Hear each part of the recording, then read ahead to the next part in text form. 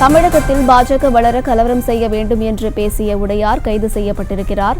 இந்து மக்கள் கட்சியின் மாநில துணைத் தலைவராக இருந்த உடையார் தற்போது கைது செய்யப்பட்டிருப்பதாக தகவல் வெளியாகியிருக்கிறது.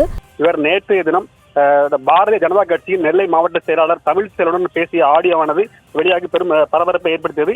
அதில் அவர் இந்து முன்னணி மற்றும் பாஜக தலைவர்களை கடுமையாக விமர்சித்திருந்தார். மேலும் கலவரம் செய்தால்தான் தமிழகத்தில் பாரதிய ஜனதா கட்சி வளரும் என்றும் நெல்லையில் போட்டியிட்ட நயினார் நாகேந்திரன் வேட்பாளர்களுக்கு கொடுக்கப்பட்ட பணம் முறையாக சென்றடவில்லை என பல்வேறு விதமாக பேசிய ஆடியோவானது நேற்று வெளியாகி பெரும் பரபரப்பை ஏற்படுத்தியிருந்தது. இதனிடையே அவர் பேசிய ஆடியோ வெளியானதை தொடர்ந்து பாளையங்கோட்டை போலீசாரால் இன்று அவர் கைது செய்யப்பட்டிருக்கிறார். மேலும் மத ரீதியிலான பிரச்சனையை தூண்டியது, பொது அமைதியை குலைத்தல், அவதூறு பரப்புதல் உள்ளிட்ட 4 பிரிவுகளின் கீழ் பாளையங்கோட்டை போலீசார் அவரை கைது செய்துள்ளனர்.